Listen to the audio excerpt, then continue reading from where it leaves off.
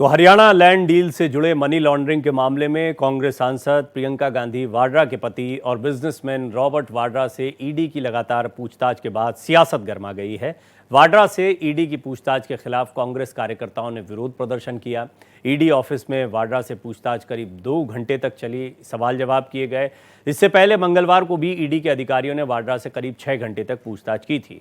वहीं ईडी की लगातार पूछताछ पर रॉबर्ट वाड्रा ने कहा कि हम निशाने पर हैं, हम किसी से डरते नहीं हैं, ये समय भी बदलेगा।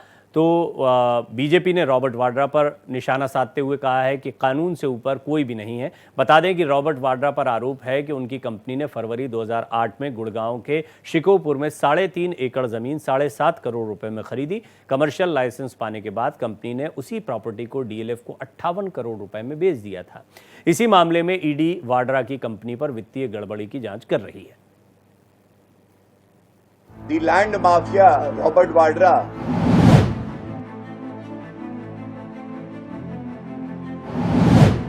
हरियाणा लैंड केस में कांग्रेस सांसद प्रियंका गांधी वाड्रा के पति और कारोबारी रॉबर्ट वाड्रा पर ईडी का शिकंजा कसता जा रहा है।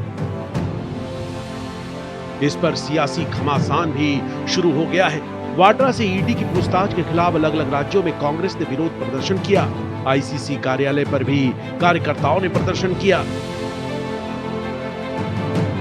वहीं रॉबर्ट वाड्रा से ईडी ने फिर पूछताछ की। आईसीसी कार्यालय पर भी कांग्रेसी कार्यकर्ताओं ने प्रदर्शन किया, तो दूसरी ओर रॉबर्ट वाड्रा से ईडी ने पूछताछ की। ईडी ऑफिस में वाड्रा से पूछताछ करीब 2 घंटे तक चली। इससे पहले मंगलवार को भी ईडी के अधिकारियों ने वाड्रा से करीब 6 घंटे पूछताछ की थी। ईडी की पूछताछ को लेकर वाड्रा ने धमकी भरे अंदाज में कहा कि समय हमेशा बदलता है।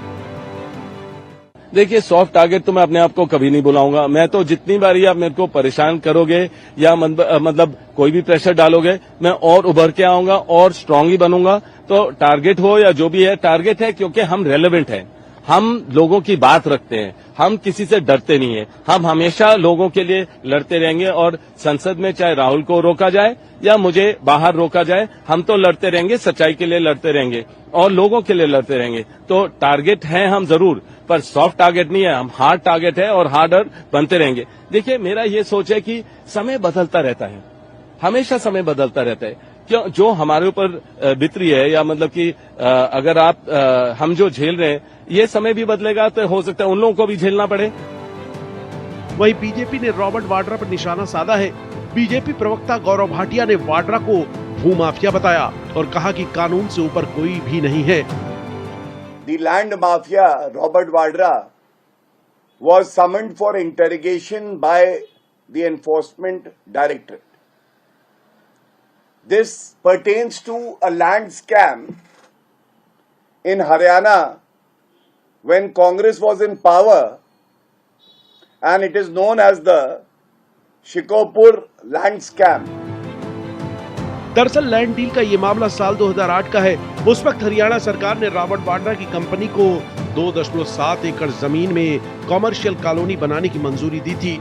आरोप है कि कॉलोनी बनाने की बजाय वाड्रा की company Skylight hospitality private limited ने ये जमीन साल 2020 में डीएलएफ यूनिवर्सल लिमिटेड नाम की कंपनी को 58 करोड़ रुपए में बेच दी। इसी सौदे में मनी लॉन्ड्रिंग केस की ईडी जांच कर रही है। Bureau report, Bharat express.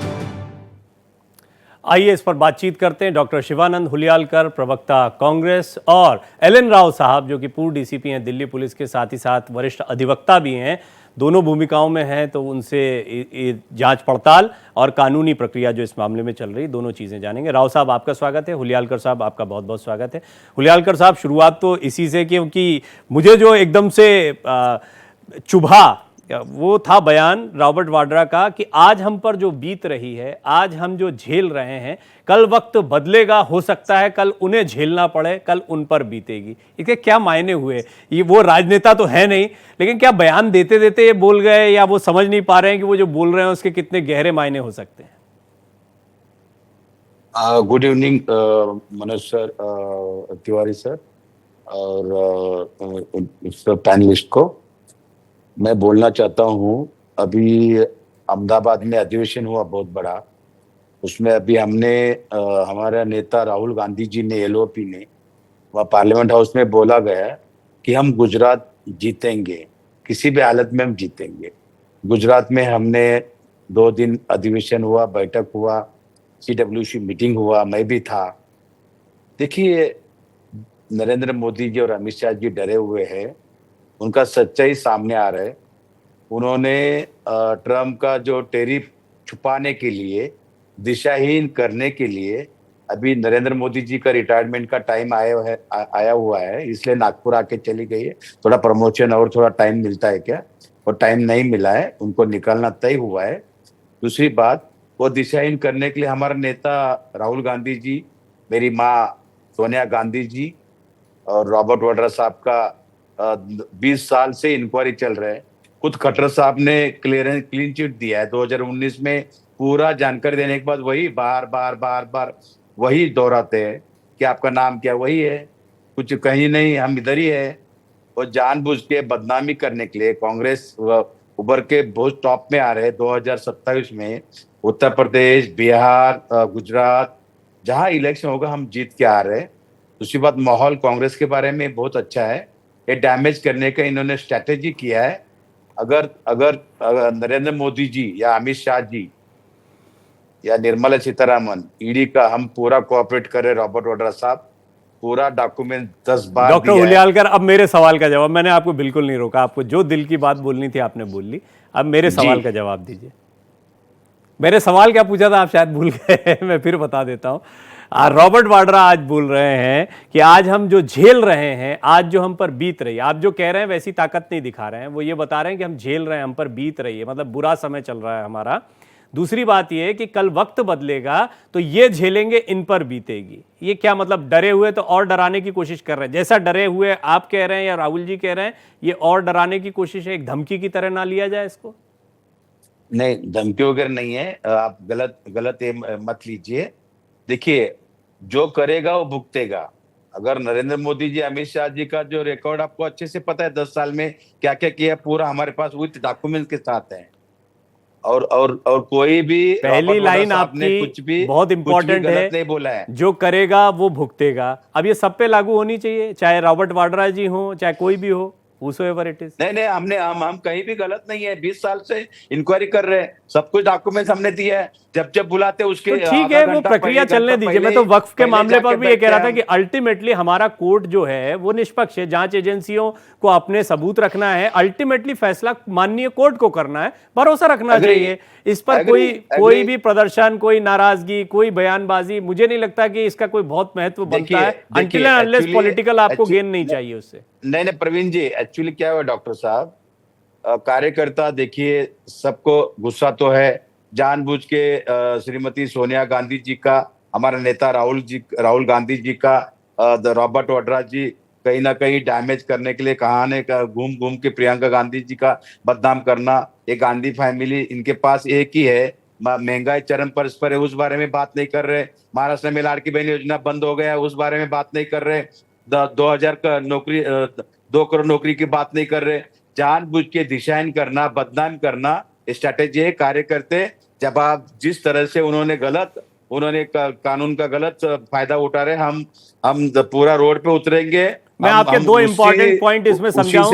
मैं राव साहब के पास जाना चाह रहा था, लेकिन महेश वर्मा जी जुड़ गए क्योंकि पॉलिटिकल बात चल रही। तो राव साहब, मुझे इजाजत दीजिए कि मैं जरा महेश जी से एक छोटा सा सवाल ले लूं इस पर। महेश सर, आपका भी स्वागत है। मुझे ये बताएं आप कि 2-3 पॉइंट जो हुलियालकर साहब के निकल कर आए, उनमें एक ये है कि इतना लंबा समय 20 साल से ये चल रहा है और इस पर खट्टर साहब ने क्लीन चिट दे दी है, और एक परिवार विशेष को क्योंकि पॉलिटिकली जो है हम ताकत में आ रहे हैं, इसलिए हमको बदनाम करने की बार बार साजिश की जा रही है, जानबूझकर कोशिश की जा रही। ये कांग्रेस के पॉइंट आए हैं अभी तक। आप इस मामले पर और क्या ऐड करना चाहेंगे इन सवालों के जवाब के साथ साथ? नहीं, कानूनी जानकारी के अभाव में वो ऐसा भूल गए, उनका दोष नहीं है।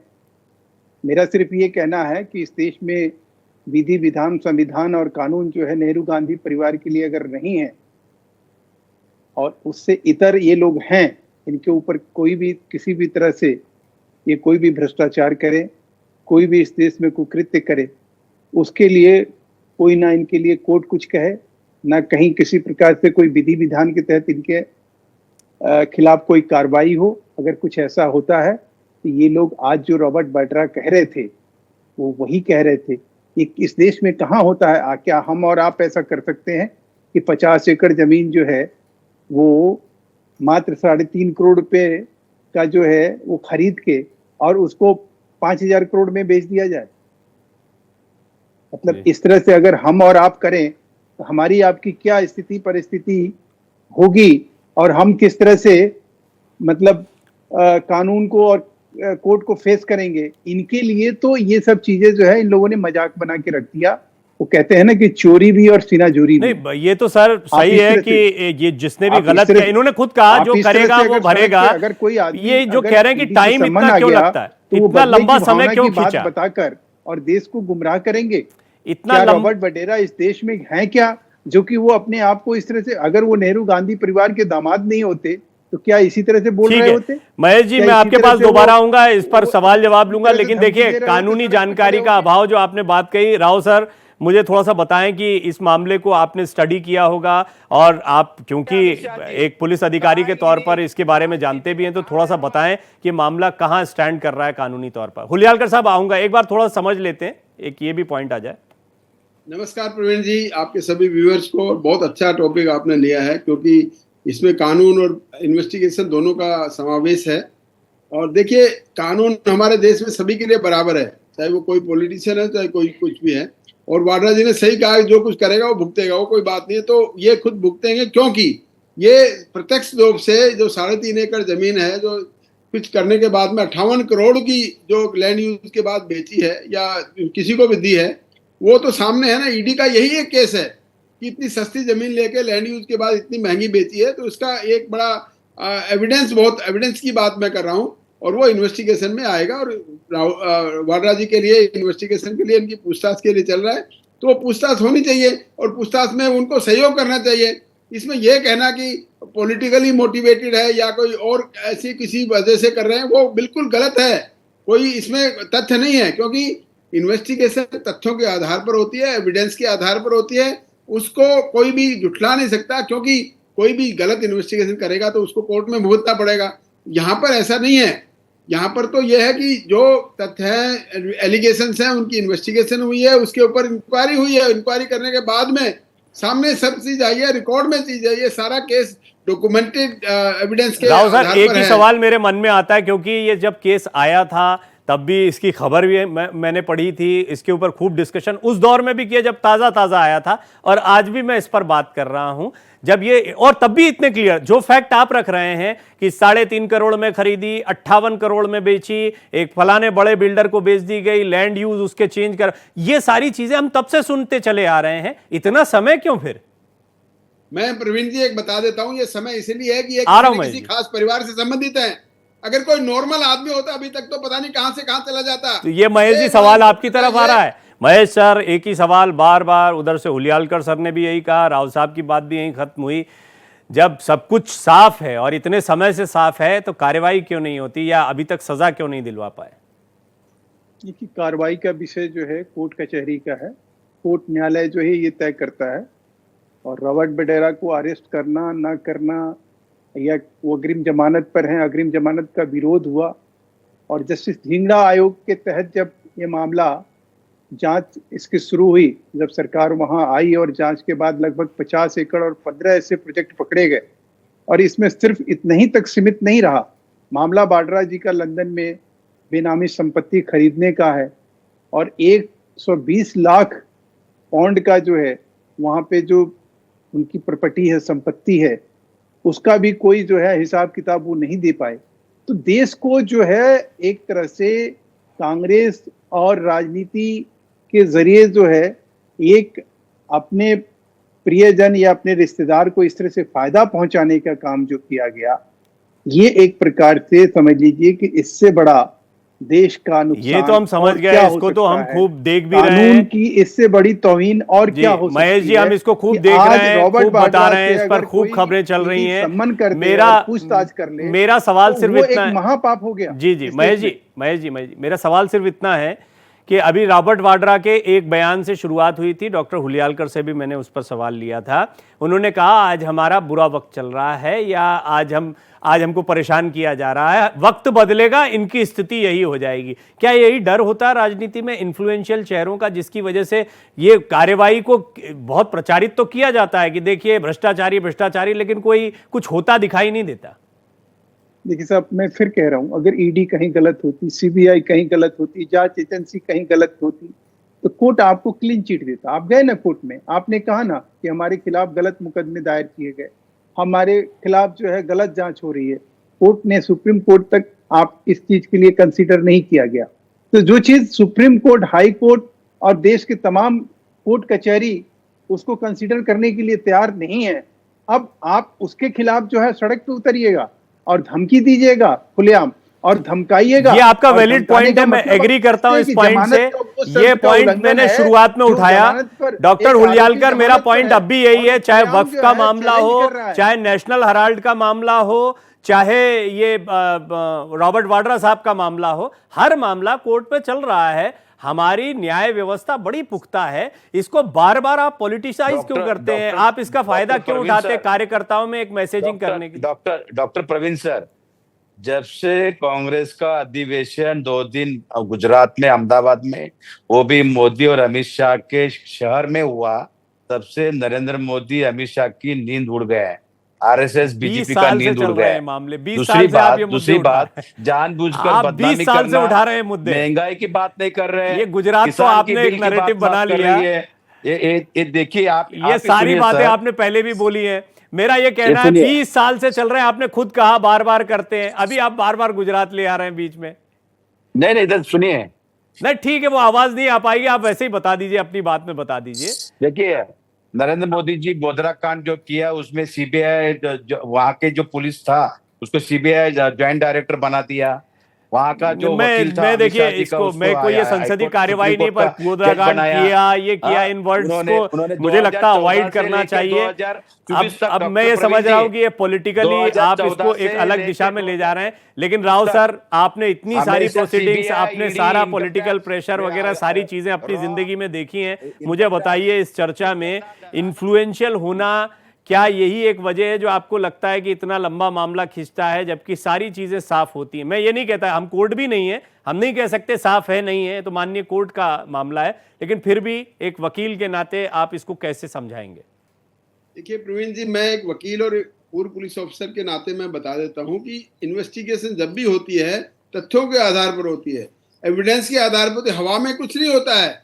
कोई इन्वेस्टिगेटिव ऑफिसर कहे कि नहीं वाड्रा जी ने इतना कर दिया, वो कर, कुछ नहीं होता है, वो सब रिकॉर्ड में होता है और सारी की सारी इन्वेस्टिगेशन रिकॉर्ड के आधारित है। इसमें अमाउंट भी है, एरिया लैंड भी है, कितने में बेचा, कितने में खरीदा, सब बातें हैं। और साथ में एक बहुत बड़े ईमानदार जज थे जो एस.एन. ढींगड़ा साहब, उन्होंने इसकी इंक्वायरी करके रिपोर्ट दी है, वो रिपोर्ट भी इनके खिलाफ है। तो फिर एक इंडिपेंडेंट हाई कोर्ट जज जो है ढींगड़ा साहब, उन्होंने इंक्वायरी करी है, जो कि उनको इंक्वायरी एनमार्क की थी। और वो सरकार ने एक वैसे ईमानदार को ढूंढ के किया था कि इसमें कोई निष्पक्ष जांच होनी चाहिए, और वो निष्पक्ष इंक्वायरी करने के बाद उन्होंने अपनी रिपोर्ट पेश की है। उस रिपोर्ट में इनका पूरा इंडेक्टमेंट है। तो इसमें कोई संदेह की बात ही नहीं होती। और फिर ये एलिगेशन लगाए कि सरकार ने ऐसा किया है, वो उसके लिए कर रहे हैं, ये बड़ी बेमानी बात है। इसमें हमें नहीं जाना चाहिए। कानून हमारे सबके लिए बराबर है। अगर किसी हाईली प्लेस्ड फैमिली के किसी आदमी ने अगर करप्शन किया तो उसके खिलाफ भी वही कार्रवाई होगी, एक आम आदमी के खिलाफ होती है। लेकिन यहाँ पर जो फर्क ये हुआ है कि ये हाईली प्लेस्ड हैं, इसलिए इनके खिलाफ कार्रवाई करने में डिले हो रही है, क्योंकि ये सब लोग जैसे अभी आज बता रहे हैं कि कांग्रेस के कार्यकर्ता बड़ा क्या कर देंगे, वो कर देंगे। ऐसा नहीं होना चाहिए, क्योंकि सरकार के साथ जो भी कोई भी क्रिमिनल एक्टिविटीज कोई भी करता है, चाहे कैसा भी पॉलिटिकल आदमी हो या कॉमन आदमी हो, सबके लिए कानून जब बराबर है तो कोई पॉलिटिकल अपने इन्फ्लुएंस को क्यों इस्तेमाल करता है। मैं तो ये समझता हूं कि ये जो वाड्रा जी हैं, ये अपनी कांग्रेस पार्टी के जो वर्कर्स हैं उनको यूज करके अपनी फेवर में करना चाहते हैं, लेकिन अभी कभी नहीं हो सकता, क्योंकि सच्चाई होती है और इस सच्चाई के आधार पर जो भी कार्रवाई होगी वो न्यायसंगत होगी हमारे देश के कानून के डॉक्टर हुलियालकर ने बहुत बातें बड़ी शालीनता से, स्पष्टता से रखते हैं। डॉक्टर हुलियालकर, एक बात बोलिए, रॉबर्ट वाड्रा ने आपसे पूछ के या कांग्रेस कार्यकर्ताओं से पूछ के तो कुछ नहीं किया होगा, ये बात तो तय। आप इतना मर मानिए कि यदि अगर उन्होंने गलत किया है तो सजा होनी चाहिए, ये तो स्वीकार करिए। देखिए, डॉक्टर बाबा साहब अम्बेडकर संविधान के सबके एक समान है। नरेंद्र मोदी हो, अमित शाह हो, रॉबर्ट वाड्रा साहब हो, जी। तो सबको इक्वल है, मैं मानता हूं। और कांग्रेस कार्यकर्ते रॉबर्ट वाड्रा साहब के लिए नहीं आया। मैं सोनिया गांधी जी, राहुल गांधी जी के जिस तरह से बदनामी कर रहे नरेंद्र मोदी सरकार, केंद्र सरकार जानबूझकर तकलीफ दे रहे हैं, इस वजह से हम रास्ते पे उतरे हैं। नहीं, और हम नेशनल डंके के हेराल्ड पर साथ भी मैंने खूब बात डंके करी के साथ हम थी, जाएंगे। उसमें भी राव और साहब की ये जानबूझ बात के जो कि जांच स्वतंत्र एजेंसियों में के उस पास टाइम में सारी इंग्रज के चीजें होती है, के अगेंस्ट में लड़ने वाले हेराल्ड वो बात एक जैसी है। मैंने नेशनल हेराल्ड पे क्योंकि आज बात कर चुका हूं, बड़ी लंबी चर्चा कर चुका हूं। अभी ये वाला मुद्दा हमारे साथियों ने रॉबर्ट वाड्रा जी पर केंद्रित रखा है, इसलिए अब महेश जी कुछ कहना भी चाह रहे हैं, आप अंतिम दौर में भी चर्चा के। जी महेश जी, अपनी बात भी बोलिए। डॉक्टर प्रवीण जी, एक बात देखिए, मेरे को मैं तो बोलने एक बार सुन लेते हैं, एक बार सुन लेते हैं डॉक्टर महेश वर्मा। महेश जी को मैं बड़ी देर से सुन नहीं पाया, एक मिनट सुन लीजिए। डॉक्टर प्रवीण सर, देखिए, आज जो बात रॉबर्ट वडेरा जी ने सड़क पे एक सम्मान के ऊपर जो बात कही और जिस अंदाज में कही, मैं समझता हूं कि वो उनके जमानत के उस शर्तों का उल्लंघन है। किसी भी आरोपी को इस तरह से सड़क पे उतर के और इस तरह से धमकाना देश को, और इस तरह से बताना और जताना और इस तरह से जांच एजेंसी को खिलाफ बोलना, मैं समझता हूँ ये भी अपने आप में एक अपराध है। तो अब ये सवाल उठ खड़ा हुआ है कि रॉबर्ट वडेरा जी का जमानत जो है वो रद्द क्यों ना किया जाए, इस बेसिस पे कि वो जमानत पर इसलिए नहीं है कि उनको जो है कहीं ये छूट मिली हुई है कोर्ट से कि वो कहीं जांच एजेंसी को इस तरह से धमकाने या पॉलिटिकल पार्टी के नाते भारतीय जनता पार्टी को धमकाने का काम करे, सरकार को धमकाने का काम करे। ये छूट उनको जमानत की वजह से नहीं मिली है ना। तो अगर नहीं मिली है तो अगर वो ऐसा कर रहे हैं तो उनकी जमानत रद्द होनी चाहिए। दूसरी बात कि जिन चीजों का जिक्र हो रहा है, सवाल यह है कि आप कब तक, वो कहते हैं ना कि कब तक बकरे की माँ खैर मनाएगी। तो सवाल यह है कि अगर आपने भ्रष्टाचार नहीं किया है तो आप निश्चिंत रहिए, अगर भ्रष्टाचार आपने किया है तो आप इस प्रकार के जो सोच को लेकर चल रहे हैं कि हम कहीं सड़क को जाम करेंगे, हम सड़कों के ऊपर किया है वो भरेगा, ये बात तो डॉक्टर हुलियालकर ने भी शुरुआत में कही है। ईंट पत्थर समय इतना ही था इस पर, लेकिन चर्चा मैं जानता हूं कि आगे भी बहुत चलती रहेगी। डॉक्टर हुलियालकर, आपका धन्यवाद। जी, आप कुछ कहना चाह रहे, कह दीजिए चलते चलते, नहीं तो वो बात आपकी अधूरी है। 2014 से लेके 2024 तक sir CBI, ED, income tax, Narendra Modi ji, Amit Shah ji misuse कर रहे हैं, आज भी मिस कर। ठीक, ये बात आप बोल चुके थे, ये आप बात बोल चुके, फिर भी प्रवक्ता के नाते आपने एक बार फिर इस पॉइंट को रख दिया। एलन राव सर, आपका धन्यवाद। हुलियालकर जी, आपका धन्यवाद। महेश सर, आपका बहुत बहुत धन्यवाद। बने रहिए भारत एक्सप्रेस के साथ, खबरें जारी हैं।